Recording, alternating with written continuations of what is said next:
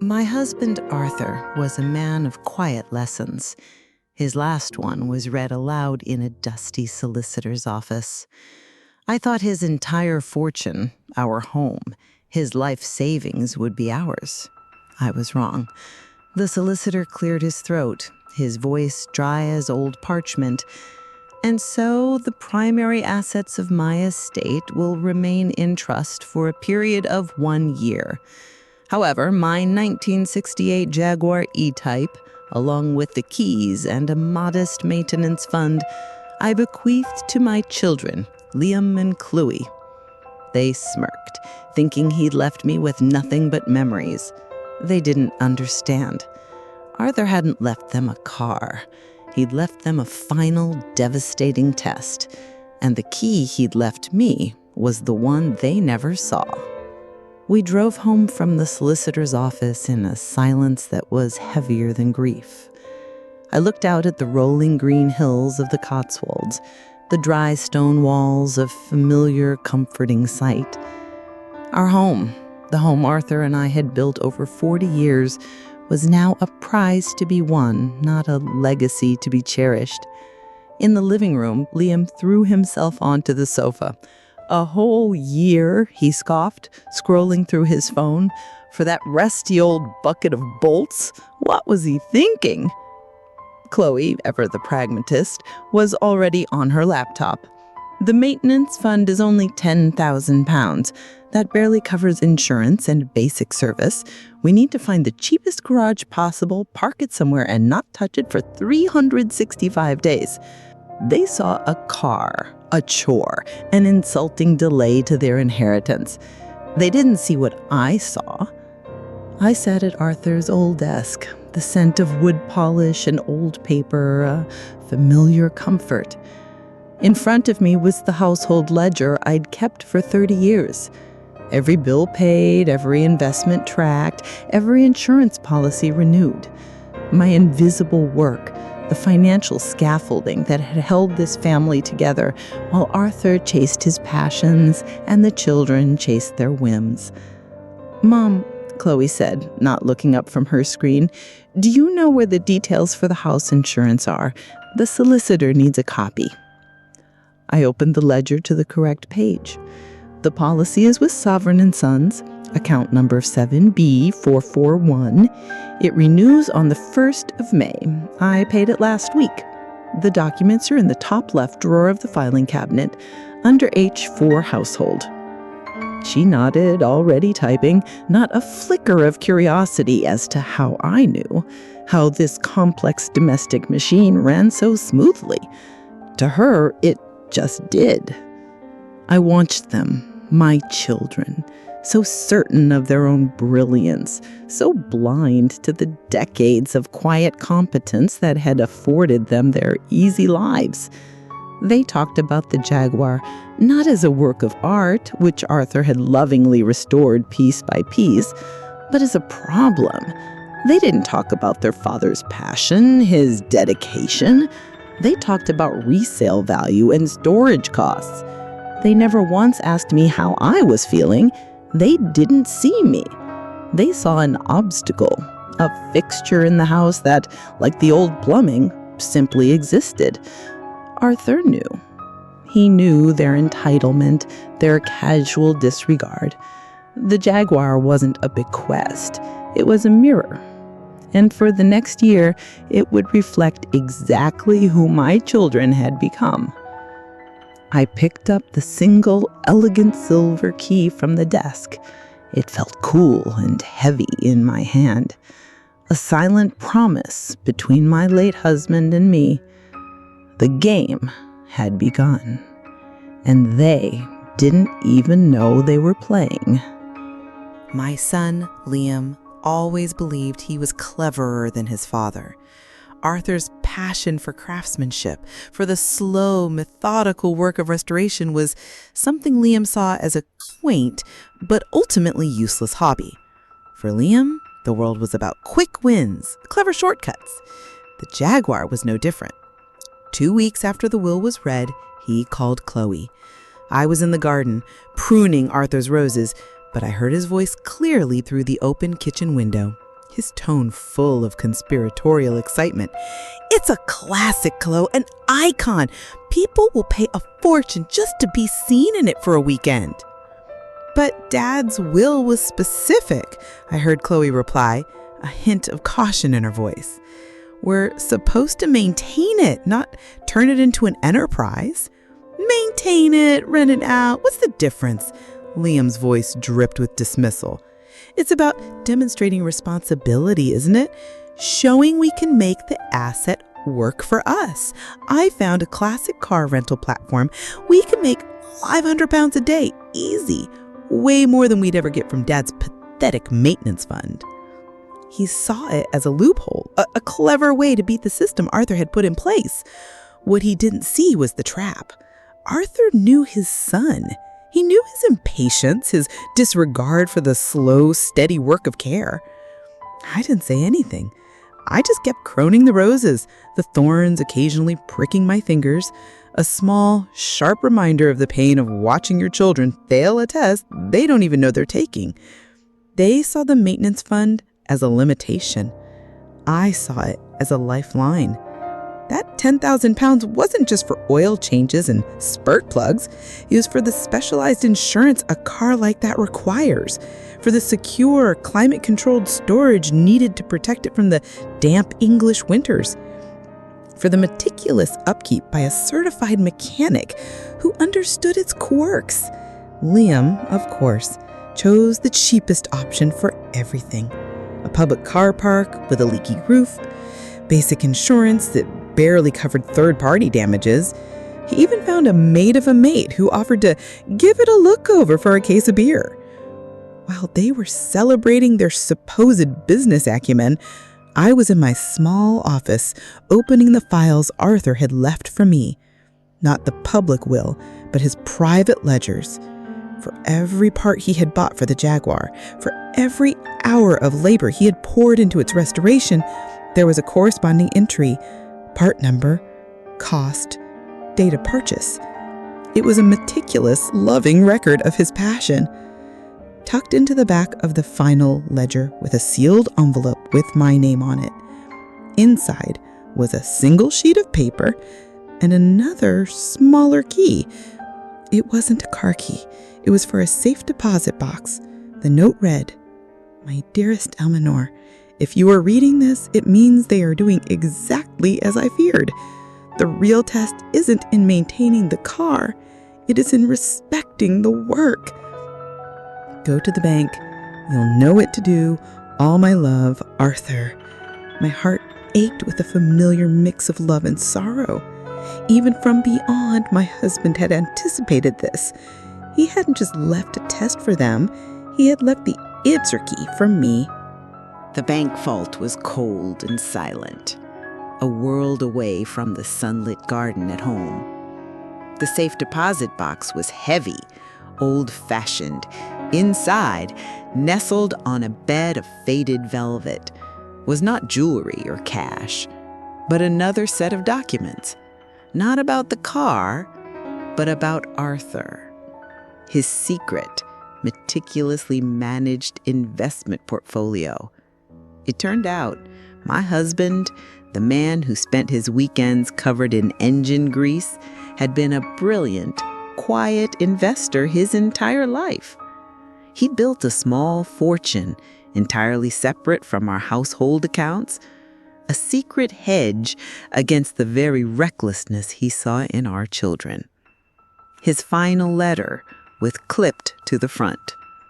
"This is our security, Eleanor," it read. "Not theirs. Use it as you see fit. My only stipulation is that you must not use it to bail them out. They must learn." He had given me the power, the earned power of his foresight and my own quiet competence. I could have exposed their scheme then and there, but I waited. I knew the true reckoning would be more effective if they authored it themselves.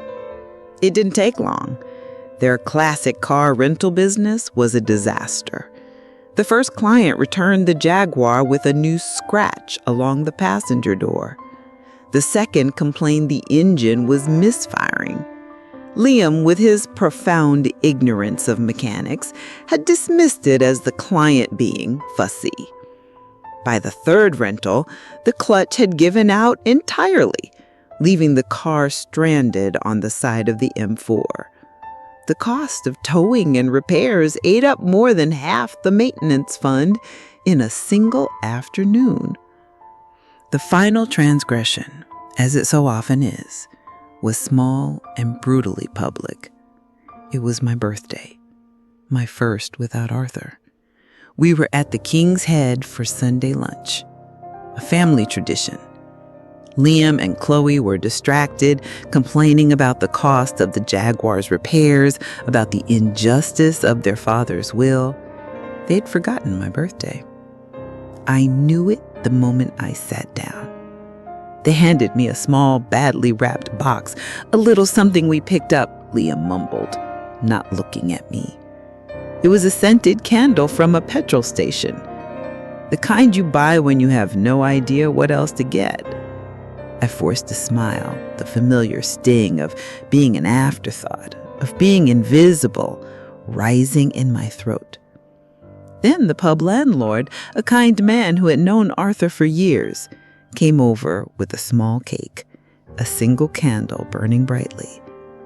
"Happy birthday, Eleanor," he said, his voice full of genuine warmth. "Arthur would have wanted you to have this." My children looked up, their faces a picture of dawning horror and embarrassment. Not shame, but the selfish panic of being caught out. "Oh, Mom, we're so sorry. It completely slipped our minds," Chloe began, the excuse already forming on her lips. But I held up a hand. What in that moment, in the stark contrast between a stranger's kindness and my own children's neglect, I finally understood. My quiet support hadn't earned their respect. It had made me invisible. My silent sacrifices hadn't taught them value, it had taught them entitlement. And I decided right then and there that I would be seen. At that moment, I had to ask myself a very serious question. When does a child's sense of entitlement become simple, outright theft of a parent's dignity? Let me know what you think in the comments. As for me, I decided it was time to teach them the legal definition. That night, after the children had left, their apologies ringing hollow in the empty house, I did not cry. The hurt was still there, a dull ache beneath my ribs, but it had been superseded by something else, a cold, clear resolve. I went to my study, unlocked the safe deposit box, and spread Arthur's secret life across his old leather-topped desk. It wasn't just a random collection of stocks, it was a masterclass in patient, intelligent investing. Blue-chip shares, government bonds, even a small but significant holding in an emerging technology firm he'd identified years before anyone else. Arthur, the man who professed to know nothing about finance, had quietly built an empire. And he'd left it all to me, not as a safety net, but as a weapon. His notes, scrawled in the margins of the brokerage statements, were not financial advice, but strategic directives. "They will see the car as a quick profit," he'd written on one. "They will not account for the hidden costs. The folly of youth is to mistake value for price." It was as if he were sitting beside me, guiding my hand. This wasn't a lucky break, a deus ex machina to save me from their neglect. This was earned power, earned through his wisdom, his foresight, and my decades of managing our reality while he planned for this very contingency. My decision was not one of emotional revenge. It felt less like getting even and more like restoring balance to a deeply unjust system. My children had been operating under the assumption that I was a resource and their father was a romantic fool. They were about to receive a stark education in the true nature of both. The first step was simple, almost elegant in its quiet precision. I spent the next 2 days in that study, not grieving, but working. I transferred Arthur's portfolio into a new trust account under my sole administration. I contacted a specialist insurance broker and took out a comprehensive policy on the Jaguar, not just for its market value, but for its value as a restored classic. A policy that required specific conditions for storage and maintenance. Then I called Mr. Albright, the solicitor who had managed Arthur's will. "Mr. Albright," I said, my voice calm and steady, "I have a few questions regarding the codicil to my husband's will." There was a brief silence on the other end of the line. "Mrs. Pembroke," he said, his tone shifting from professional courtesy to one of shared confidence, "I was wondering when you might call. Arthur was very clear in his instructions." The game was now officially afoot. The board was set, and my children were still playing checkers, while I, armed with Arthur's foresight and my own quiet competence, was preparing to play chess. They thought the car was the prize. They were about to discover it was merely the bait. The true inheritance wasn't the house or the money. It was the lesson they were about to learn. My conversation with Mr. Albright was brief and illuminating. "The will's final clause is quite clear, Eleanor," he explained, his voice devoid of surprise. "Arthur called it the responsibility proviso. If at the end of the 1-year period, the vehicle is not in a show-worthy state of repair, as determined by an independent appraiser, or if the maintenance fund has been depleted for reasons other than its designated purpose, then the primary assets of the estate default entirely to your control." I looked at the papers on my desk, the ledgers, the portfolio, the key. It wasn't a punishment for the children. It was an insurance policy. For me. For the future Arthur knew I would have to navigate alone. I decided to give them enough rope. I didn't intervene. I didn't warn them. I let their arrogance run its course. For the next few months, I played the part of the grieving, slightly befuddled widow they expected me to be. When they'd call with tales of their rental triumphs, a wedding here, a corporate event there, I'd make the appropriate noises of mild interest. "How lovely, dear. I'm sure your father would be pleased you're making the car work for you." All the while, I was tracking their every move, not through surveillance, but through the simple, inevitable paper trail their incompetence left behind. My first conduit of information was the bank. Liam, with his typical lack of foresight, had linked the Jaguar's maintenance fund account to our old family joint account, the one I still had access to. He saw it as a convenience, a way to easily transfer their profits. I saw it for what it was, an open window into their disastrous financial management. I watched the transactions. The £10,000 dwindled at an alarming rate. £2,000 to a specialist mechanic in a pub in Essex. £1,500 on promotional materials, which I later discovered from Chloe's Instagram was a weekend trip to a luxury hotel in the Peak District for a photo shoot. The profits, of course, never materialized in the account. They were siphoned off as soon as they came in, spent on designer clothes and expensive dinners. My second source was less direct, but just as revealing. Mrs. Higgins, our cleaner of 20 years. A woman of immense discretion and loyalty. To me, not to the children who treated her as part of the furniture. "They're not looking after that car, Mrs. P," she told me one afternoon over tea. "Young Liam treats it like a toy, parks it on the street, the cover half off, and the things I find inside. Fast food wrappers, muddy footprints. It's a shame, it is. Mr. Arthur would have a fit." She didn't know the specifics of the will, but she knew the heart of the man who wrote it.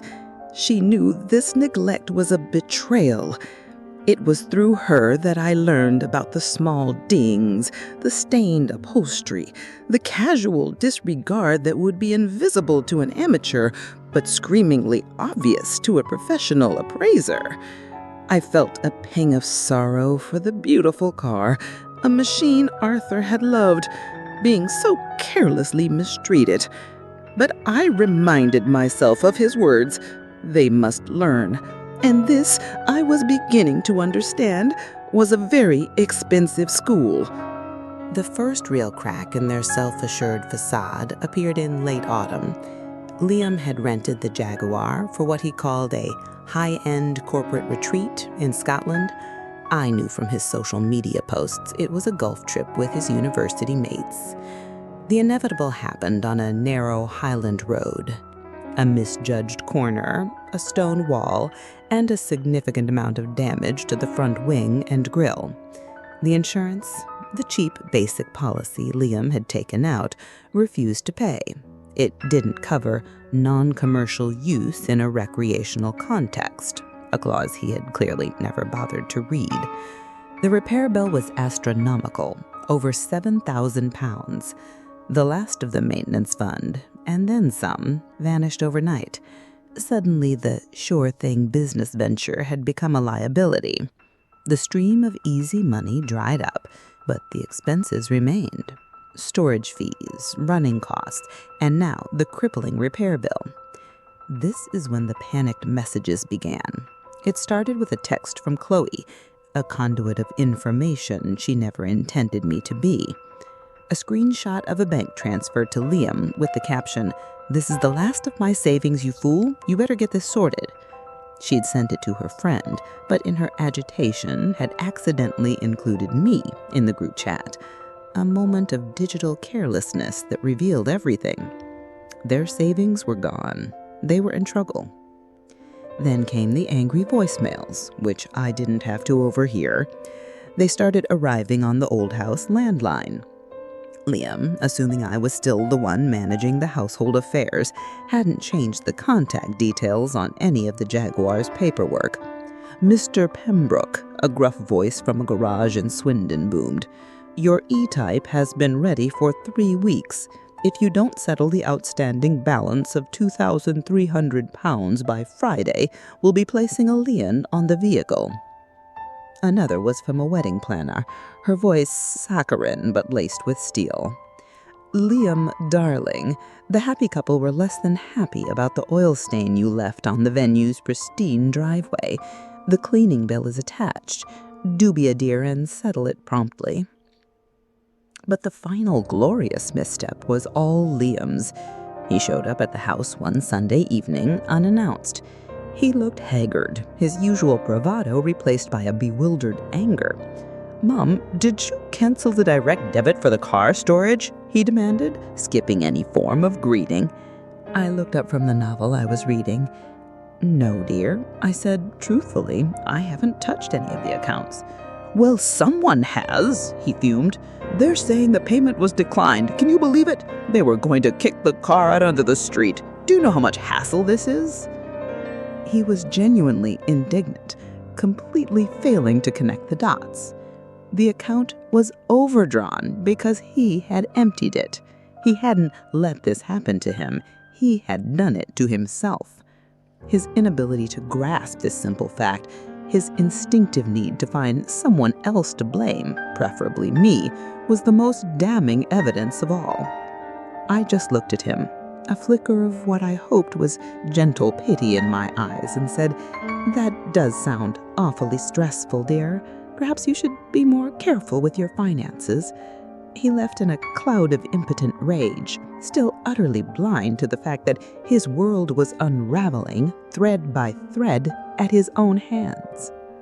The inevitable eviction from the storage unit was the beginning of the end. With the maintenance fund gone and their own savings depleted, Liam and Chloe could no longer afford the secure, climate-controlled facility Arthur had chosen. The Jaguar was moved to a cheap, open-air car park in Reading, exposed to the elements. I watched its slow decline through the reports of Mrs. Higgins, who would occasionally pass by on her way to visit her sister. "That lovely car, just sitting there in the rain," she'd tell me, her voice full of sorrow. "The cover's blown half off again. It's a crime, that's what it is." The final, fatal blow to their grand enterprise was delivered by a simple piece of bureaucracy. The car's MOT was due. Without it, the insurance would be void and the car illegal to drive, let alone rent. Liam, in his infinite wisdom, took it to the cheapest garage he could find, a back alley establishment in South London with a less than stellar reputation. Of course, it failed. The list of faults was a litany of their neglect. Worn brake pads, corroded wiring from the damp, a serious issue with the exhaust system. The estimate for the necessary repairs was over £5,000. Money they simply did not have. This is when the real desperation began. Liam called me, his voice a frantic whisper. "Mom, I need a loan. Just a short-term one. I've got a big client lined up for the Jag next month. It'll more than cover the costs." I knew he was lying. There was no client. There was only a gaping financial hole of his own making. I feigned sympathy. "Oh, Liam, that sounds terrible. But you know, Arthur and I never believed in borrowing. He always said, if you can't afford it, you don't need it." His frustration crackled down the line. "But this is different. This is an investment." "No, dear," I said softly. "This is a consequence." He didn't get it. He truly believed he was the victim of circumstance, of his father's unfair will, of my unreasonable refusal to help. I drove to the garage a few days later. I didn't go inside. I just parked across the street and watched. It was exactly as I had pictured it. The beautiful, sweeping lines of the E-type, now filmed with grime, being pushed out onto the greasy tarmac by two mechanics. The final indignity. A work of art treated like scrap. A symbol of my husband's passion left a rust because of his son's foolish pride. A tear escaped and rolled down my cheek, not for my son, but for the car, for Arthur, for the love and care that had been so casually discarded. They hadn't just mismanaged an asset, they had desecrated a memory. And that, I knew, Arthur would never have forgiven. It was time for Mr. Albright to make his move. The letter from Mr. Albright arrived a week later. It was formal, brief, and utterly devastating to them. It was a summons to a meeting to discuss their stewardship of the asset, as per the terms of Arthur's will. the 1-year grace period wasn't over, not by a long shot. But Arthur, dear methodical Arthur, had included a clause for an interim review, triggered by any event that might significantly devalue the asset. A major repair bill and the failure of an MOT certainly qualified. They went to the meeting like lambs to the slaughter, still convinced they could talk their way out of it. Liam, I later learned from Chloe's tearful phone call, tried to bluff. He spoke of market downturns in the classic car world, of unforeseen mechanical failures. He painted a picture of 2 diligent children struggling against the odds, saddled with an unreasonably difficult task by a sentimental father.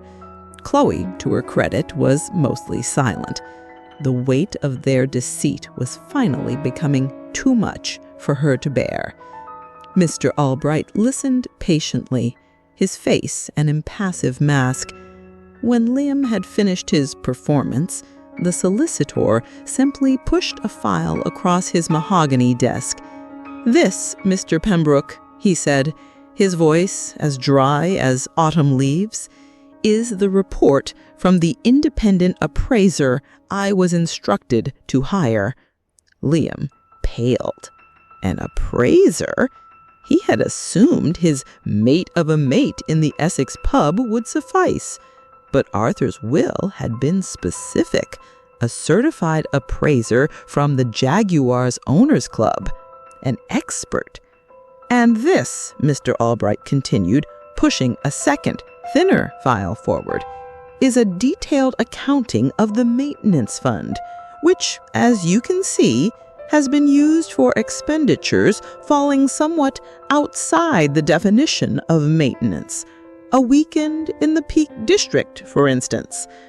Liam was speechless. Chloe started to cry, soft, gulping sobs of a child who knows the game is up. "Your father's instructions in this matter are unequivocal," the solicitor said, his tone leaving no room for argument. "You have failed the primary condition of his will. You have not demonstrated responsibility. In fact, you have demonstrated the precise opposite. Therefore, as stipulated in the responsibility proviso, I am legally bound to inform you that control of the primary assets of the estate now defaults in its entirety to your mother, Mrs. Eleanor Pembroke." There was no negotiation. There was no appeal. It was a clean, legal, and exquisitely planned checkmate, executed from beyond the grave by a man who knew his children better than they knew themselves. Liam, ever the entitled one, tried one last gambit. He demanded to speak to me, to sort this out, mother to son.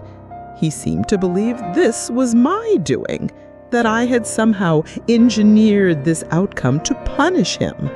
Mr. Albright coolly informed him that my presence was not required, and that any further communication should be directed through him. They left the office not with a fortune, but with a bill for the solicitor's time and the appraiser's fee. The education had been expensive, but the lesson, I hoped, was just beginning to sink in. They had mistaken my quiet patience for weakness. They were about to learn how very wrong they were.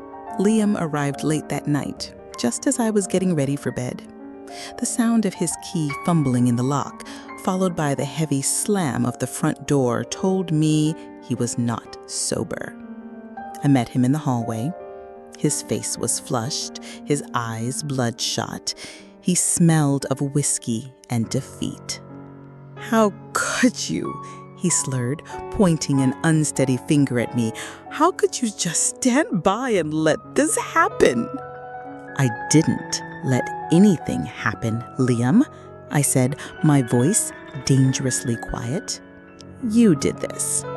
Every choice, every shortcut, every lie.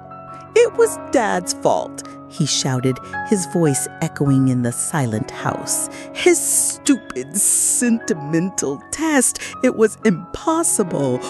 That car was a money pit. The car was a masterpiece, I countered, my voice as cold as ice. A masterpiece you treated like a common taxi. You didn't see its value, only its price.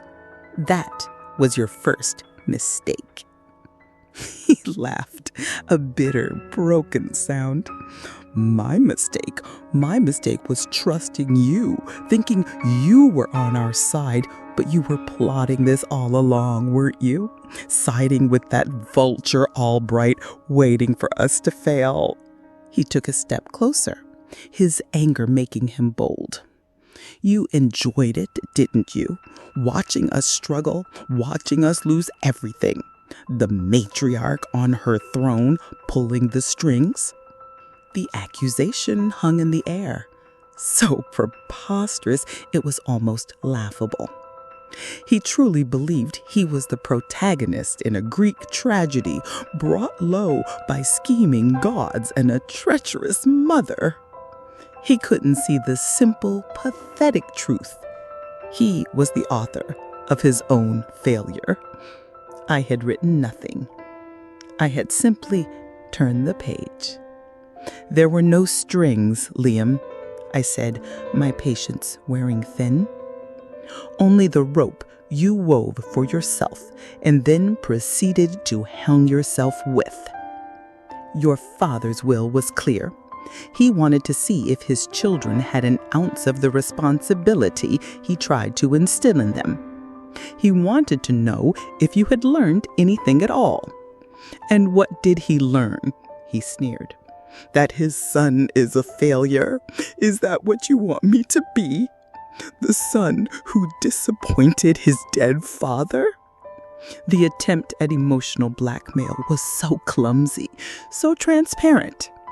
He was flailing, looking for any weapon he could use. Your father already knew who you were, I said softly, the words a quiet devastation. That's why he wrote the will the way he did. It wasn't a test to see if you would fail. It was a mechanism to protect the family from when you failed. The truth of it seemed to hit him then, a physical blow that made him stagger back. His anger deflated, replaced by a dawning, horrified comprehension. This wasn't a game I had won. It was a game he had been destined to lose from the start. The house, he whispered, his voice hoarse. You're going to sell the house, aren't you? Leave us with nothing? He looked at me, his eyes finally showing a glimmer of something I had never seen before. Fear. Real fear. He was no longer the arrogant heir demanding his birthright. He was just a boy, scared of losing his home. For a fleeting moment, I felt a pang of maternal pity, but I remembered the petrol station candle. My answer to Liam's fearful question about the house came not that night, but a week later, in the cold, neutral territory of Mr. Albright's office. I had summoned them for a final meeting. They arrived looking like scolded children, their defiance replaced by a sullen resignation.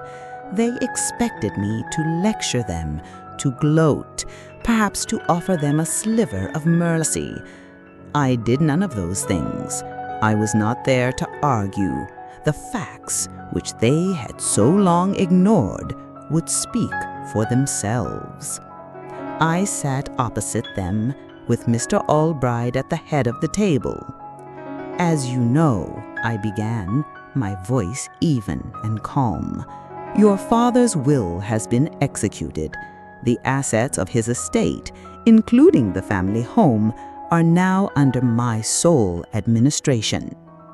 Liam started to speak, but I held up a hand. I am not here to discuss your failings. They are self-evident and, frankly, not my primary concern. I am here to discuss the future. Our future. I took a document from my handbag. It wasn't Arthur's secret portfolio or the appraiser's damning report. It was something new. Something I had my own solicitor draft a few days prior. This, I said, sliding the crisp, cream-colored paper across the table towards them, is my proposal. Chloe picked it up, her hands trembling slightly. Liam leaned over her shoulder to read. I had called it the Pembroke Family Legacy Trust. It was not an act of charity. It was a business proposition. I explained the terms calmly, factually. The house would not be sold. It would be placed into the trust, to be preserved for future generations, for their own children. I, as the trustee, would continue to live there. They, as beneficiaries, would have access under certain conditions. And this, I said, sliding a second document across the desk, is your personal accountability plan. It was a formal loan agreement. It detailed every pound from the maintenance fund they had squandered, the cost of the repairs, the legal fees, all of it. A total of just over £23,000. I will not indebt you for the full amount your father left me, I explained. That would be punitive. This is simply what you owe the estate for your negligence. You will repay it to the trust in monthly installments over the next 5 years, with interest. They were speechless. The boardroom they thought was theirs was mine. Winning back control of the family's security was one thing, but making my incompetent children accountable for the damage they had done was another matter entirely. The family's survival depended on it. If you want to see the fallout and the tough decisions that came next, make sure you subscribe, because this story isn't over yet. A return to the old way of life was never an option. The checkmate in Mr. Albright's office wasn't an ending, it was a graduation. I had finally graduated from the role of the silent, accommodating matriarch. Now it was time to define my third act on my own terms. The first change was the house. I stayed, of course. It was my home, but it was no longer a silent museum of past memories. It became a hub. I started hosting my book club there, much to the delight of my friends who had only ever seen it from the outside. I cleared out Liam's old room and transformed it into a proper office for the new venture I was planning. Liam and Chloe began their repayment plan. The first few months were tense. They saw it as a punishment, a monthly reminder of their failure. Liam took a second job, working evenings in a pub to make his payment. Chloe had to sell the designer handbag she'd bought with the rental money. It was a harsh but necessary education in fiscal reality. I did not involve myself in their struggles. It was their debt to repay, their lesson to learn. Slowly, something began to shift. Without the constant safety net of my or their father's money, they were forced to rely on themselves, and surprisingly, they began to rise to the occasion. Chloe discovered she had a talent for managing budgets. Liam, stripped of his unearned arrogance, found a degree of humility he never possessed. But my focus was elsewhere. I took the capital from Arthur's investment portfolio, the money he had entrusted to me, and I started my own business. All those years managing our family's complex finances, navigating insurance policies, making quiet, prudent investments, that was my hard-won wisdom. I realized there were hundreds, thousands of women like me, women in their 50s and 60s, suddenly facing retirement, often with a significant savings gap, feeling intimidated by a financial world that had always catered to men. So I started a small financial planning consultancy, specifically for women over 50. I called it the Eleanor Pembroke Legacy. I began by offering free workshops at the local community library. understanding your pension, investing for a secure third act, how to read a codicil. The response was overwhelming. The room was always packed. These women weren't foolish or incompetent. They were simply an overlooked demographic, hungry for knowledge, for agency. My quiet, invisible labor had found its public purpose. I wasn't just balancing my own books anymore. I was empowering other women to balance theirs. It was the most fulfilling work I had ever done. I did not just find peace. I reclaimed my power, not as a mother or a wife, but as Eleanor Pembroke, a woman of substance and skill, building a new legacy entirely on her own terms. A year to the day after the reading of the will, I stood in my garden, surrounded by life. The roses Arthur had planted were in full bloom, their perfume hanging heavy in the late afternoon air. The jaguar, now perfectly restored using a portion of the repaid trust funds, gleamed under the soft light. But the life that filled me with the most joy was the group of women gathered on my lawn. They were my clients, my students, my friends, the members of the Eleanor Pembroke legacy. We were celebrating the 1-year anniversary of our founding. My relationship with my children has changed irrevocably. It's not the easy, unthinking bond of the past. It's something more fragile, more deliberate, and perhaps more honest. Chloe, having discovered her own financial acumen, now volunteers with my consultancy, helping other women organize their finances. She brings a quiet competence to the work, a respect born from her own hard-won experience. Liam's journey is slower. The pub job humbled him. He's now apprenticing with Arthur's old mechanic, learning the patient craft of restoration from the ground up. He's learning the value of his father's work, not its price. Last week, he called me, not to ask for money, but for advice. He wants to start his own classic car restoration business, a small one, built on honest work. He has started to save for it. The debt to the trust is almost repaid, but the real repayment is happening here, in the small, daily acts of responsibility and respect. I see them now, not as the entitled children they were, but as the adults they are becoming. They see me too, not as a resource, but as a person.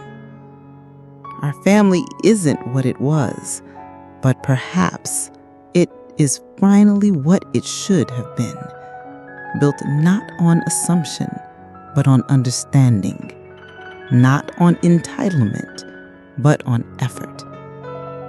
The most important thing I've learned is this: your value isn't determined by the people who take you for granted. It's determined the moment you decide you've had enough. In the comments, I want to hear about a moment when you realized your own worth. Your stories deserve to be told.